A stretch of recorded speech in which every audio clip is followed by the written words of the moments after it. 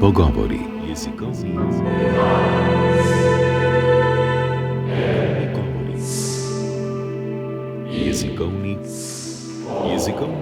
Jezikovni pogovori.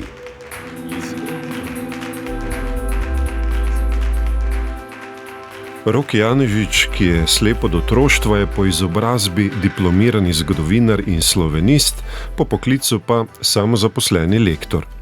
Kako mu je uspelo, da je združil dva svetova, brajico in latinico? Rok Janežič je naš gost ob svetovnem dnevu brajice, ki je 4. januarja. Pozdravljeni. Lep pozdrav. Gospod Janežič, ali poznate še kakšnega slepega lektorja? Ne poznam, ampak to ni relevanten podatek, ker jaz si zelo malo dopisujem po spletu in zagotovo obstaja. Vem, da je v svetu veliko slepih prevajalcev, menda obstajajo pa tudi profesorji matematike. To omenjam posebej zato, ker matematika je pregovorno za slepe težka veda, težji poklic. Tudi jaz sem imel na maturi največ težav prav z matematiko. Je pa nenavadno spoznati slepega lektorja. Vse tako, ko sem razlagal svojim sodelavcem, da bom v oddaji gostil vas, pač lektorirate besedila v latinici, besedila, ki jih ne vidite. Ampak to je mogoče zaradi računalniške tehnologije. Kako poteka vaše delo v praksi? Ja, ko sem bil jaz otrok v 80. letih, slep človek tega poklica ni mogel opravljati. Prvič zato, ker se je lektoriralo na papir, drugič pa zato, ker tudi če bi se lektoriralo že na računalnik, ni bilo tehnologije za slepe, ki bi nam to omogočala. To delo mi je omogočila prav računalniška tehnologija, in sicer uporabljam Braillovo vrstico ali Braillov zaslon. To je naprava, ki jo priključimo na računalnik s kablom, in te znake, ki jih vi vidite na ekranu, se pravi latinično pisavo, jaz otipam s prsti na Braillovi vrstici in tako lahko delam z besedili. Težje je seveda delo z grafiko, z slikami, ampak v primeru lektoriranja to ni tema, ker gre za popravljanje besedil.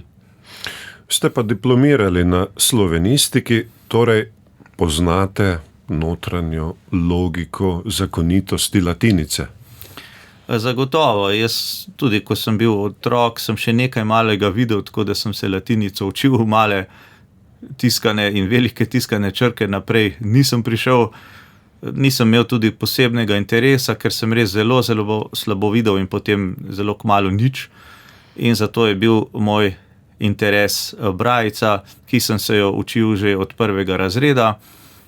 Se pravi, tako kot se otroci učijo latinico, sem se jaz učil brajico. Latinica je bila bolj zaradi splošne izobrazbe, recimo, da se znam podpisati na banki ali pa na upravni enoti, da ni težav s tem. Sicer pa je brajica moj svet.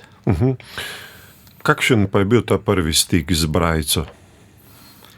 Ja, to je bilo v davnih časih v 1. razredu in se tega pravzaprav slabo spomnim, ker zame je bilo tako samoumevno, da bom tako bral, da sploh ni bila tema, kako in kaj. Vem, da smo imeli abecednike v brajici in začeli smo s črkami A, B in tako naprej. Naj ob tej priložnosti povem, kako brajica sploh izgleda. Gre za 6 pik, 2 stolpca po 3 in kombinacije teh pik so črke. Recimo A je prva leva zgornja pika, sprej prva pika, B je prva druga in tako dalje. S pojavom računalniške brajice in s tem s pojavom oziroma potrebo po več znakih so dodali utemeljitelji računalniške brajice tudi dodatno 7. in 8. piko, zato da je teh možnih kombinacij več. Vi ste se učili brajice kot otrok, imeli ste nek pozitiven odnos že v izhodišču do brajice. Če pa oseba oslepi v odrasli dobi, pa se brajice lahko tudi ustraši, ne? To je zelo pogosto. Zlasti je to težava, se mi zdi, no, pri fizičnih delavcih, pri ljudeh, ki niso imeli takega poklica, kjer bi delali s prsti ali kot glasbeniki ali kakorkoli, da bi imeli blazinice razvite in njim se je zelo težko naučiti brajico. Je pa treba povedati, no, da zakaj se je brajica uveljavila, se mi zdi v svetu, razlog je, da je bila to najlažja pisava. Kajti pred brajico je bilo že na stotine poskusov in tudi po pojavu brajice, kako slepim omogočiti pisanje in branje. Mimogrede bi ob tej priložnosti omenil knjigo upokojenega knjižničarja Knjižnice slepih Dušana Brešarja, to je knjiga Dotik besede, ki govori ravno o tem, o številnih pisavah, ki so bile slepim ponujene skozi zgodovino, uveljavila pa se je prav brajica. S pojavom sintez govora, to pomeni, da računalnik bere besedilo, se je pojavila še ena lažja stvar. Zdaj se pravzaprav nujno tudi brajice ni treba več učiti, lahko dostopaš do besedil, do knjig prek poslušanja, kar pa, tako pravijo strokovnjaki, dolgoročno za slepe ni dobro, ker to povzroča manjšo pismenost ali celo polpismenost pri slepih. To opuščanje brajice, ki smo mu priča v zadnjih desetletjih, je verjetno trend, ki ni pozitiven. Vemo pa natančno ne vemo, kam bo to pripeljalo. Ne. Ampak zakaj bi se slepi, zakaj bi jim svetovali, da bi se učili brajice, če jim nove tehnologije lahko omogočijo skoraj karkoli? Ja, brajica je vendarle pisava. Se pravi, ko bereš brajico s prsti, je to ekvivalentno vašemu branju z očmi. Poslušanje besedil je pa samo poslušanje, torej je pasivno sprejemanje besedil in posledično, če samo poslušaš besedila, tudi ko moraš tvoriti besedilo, kakšen spis, karkoli, je potem ta tvoj pisni izdelek slabši. Se pravi, so pri tem težave. Recimo en primer dam čisto preprosti življenja. En moj znanec, ki je slep, pa ne rad bere brajico, je enkrat moral nekaj napisati in je besedo okrog napisal s k-jem na koncu, ne? Ker verjetno ni nikoli videl napisanega g-ja pri okrog ali krog. Ne? Take stvari so potem pomembne oziroma se odrazijo, če brajice ne poznamo.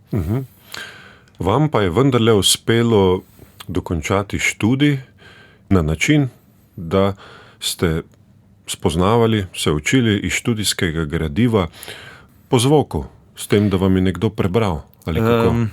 Večino študijskega gradiva sem jaz imel v zvočni obliki in sicer je zvočne knjige prilagajala in jih še prilagaja oziroma snema zvočna knjižnica Minke Skaberne, ki deluje v okviru Zveze slepih. Ta način je preprosto hitrejši in cenejši. Se pravi, posnet eno knjigo je dosti hitreje, kot jo skenirati in potem sprintati v brajico. Dosti hitreje vse skupaj poteka. Tako da jaz sem vse svoje življenje kombiniral brajico, zvočno tehnologijo, tudi ko lekturiram, uporabljam vzporedno oboje, se pravi, s prsti berem brajico in hkrati poslušam govorno sintezo, zato da imam dvojno kontrolo. Če kaj spregledam s prsti, slišim napačno izgovorjavo lahko in tako naprej. Tako da jaz se s pridom poslužujem vsega, kar mi je na voljo. Latinica in brajica sta drugačna zapisa. Kako ste ponotranili oba ta zapisa? Ali med njima zaznavate razlike, ali je vsekakor to poenoteno, ker izražata pa zvočni zapis? To je enako, ja, ampak revolucija brajice, revolucionarna ideja je ravno v tem, da ni temeljila na latinici, kajti prejšnji poskusi ali večina prejšnjih poskusov je temeljila na tem, kako bi slepim približali latinico. Se pravi, posamezni pedagogi so poskušali latinične črke nekako odebeliti, da bi se jih dalo otipati, ali različni načini so bili. Louis Braille je pa ugotovil, da bo lažje, če zapis glasov prilagodimo prstu, se pravi blazinici. Saj tudi Louis Braille, ko je izumil brajico, to ni bil njegov prvi izum. Je imel prej tudi različne poskuse, ki niso bili praktični. Potem je šele po dolgih letih preizkušanja prišel do teh znamenitih 6 pik v 2 stolpcih po 3. Ampak vendarle, ko ste študirali in ko ste spoznavali latinico na slovenistiki in vse zakonitosti slovenščine, ali ste čutili neko veliko razliko med tem, kar vi berete v brajici, ali je bilo zaradi tega vse skupaj zahtevnejše? Težave so vsekakor bile. Recimo pri dialektologiji je ogromno različnih znakov, da ne omenjam to nemskosti, so še druge stvari, že, ko ne pridemo do to nemskih znakov. Največji trd oreh pa je bila stara cerkvena slovanščina, ki smo jo takrat študentje še imeli na urniku, današnji študentje je žal nimajo več. In pri stari cerkveni slovanščini pa najprej sploh nisem vedel, kako se lotiti zadeve. Potem pa sem na spletu našel neko transliteracijo latinično in takoj, ko pridemo do latinice, je problem rešen. Zato, ker sem jaz imel že takrat Braillovo vrstico in sem potem z latiničnimi znaki delal staro cerkveno slovanščino oziroma si jo zapisoval. S profesorico sva se dogovorila, kako in kaj pomeni. Upravljal sem ustni izpit in se mi zdi, da sem korektno naštudiral. Ampak problem je, ko pridemo do fonetike, dialektologije, res teh specifičnih zadev, ki so značilne za jezikoslovje, tam je pa znakov v brajici manj, ali jih ni, ali jih pa takrat ni bilo, ali jih jaz nisem poznal. Te stvari se vedno bolj izpopolnjujejo, recimo za matematiko, baje že danes obstajajo programi, s katerimi lahko slepi povsem enakovredni delajo oziroma računajo in upravljajo šolske obveznosti. V mojih časih tega še ni bilo ali pa je ravno bilo v nastajanju. Po poklicu ste samozaposleni lektor. Ali se kdaj srečujete s predsodki in dvomi naročnikov, ker ste slepi? Ja, jaz sem to zadevo rešil zelo preprosto. Namreč jaz delam preko spleta, delam doma in večina naročnikov sploh ne ve, da jaz ne vidim in to sploh ni tema. Ker če bi začel to komu razlagati, bi verjetno prišlo do strahu, neke blokade in tako dalje. Tako da jaz sem ta problem eliminiral že od samega začetka. Verjetno pa se tudi ne pozna pri hitrosti lektoriranja v primerjavi z drugimi vašimi kolegi lektorji. Delam jaz zagotovo počasneje, tako da verjetno potem posledično naredim manj oziroma sprejmem manj naročil, ampak gotovo pa delam dovolj hitro, da zaslužim dovolj za svoje preživetje. Ali ste kdaj že zavrnili kakšno besedilo, ker ste vedeli, da ga ne boste mogli dovolj hitro zlektorirati? Sem, ampak to je skrajna možnost, ker načeloma naj tega ne bi počeli, ker potem je zelo majhna verjetnost, da te bo naročnik, potencialni naročnik še kdaj kontaktiral. Zato sem jaz dogovorjen še z 2 kolegicama, lektoricama, če ne morem upraviti lekture, posredujem njima, oziroma če oni 2 imata gužvo, če oni 2 ne moreta upraviti svojega dela, potem tudi oni 2 meni posredujeta svoje naročila. Gre za to, da naročnik ne sme občutiti nobene razlike, naročniku je treba delo upraviti. Kakšen nasvet bi dali mladim slepim, ki šele iščejo svojo poklicno pot? To pa težko rečem, ker danes ni nekega univerzalnega poklica za slepe, kot je bil do recimo 90-ih let, to je bil telefonist. Danes pravzaprav, vsaj kolikor jaz razumem, vsak slep išče neko svojo pot. Eni grejo bolj v računalništvo, drugi v prevajanje, jezik, poučevanje, zelo pogosto je ukvarjanje z glasbo, čeprav večino primerov na amaterski način, se pravi, redko kdo obvlada note in naredi akademijo ali kaj podobnega. Skratka, vsak slep išče neko svojo pot, kar je sicer zanimivo, pestro, ampak dosti bolj težavno. Vsak po svoje orje ledino. Slepi ste od najzgodnejših let. Imate kakšne spomine na tisti čas, ko ste še imeli nekaj vida?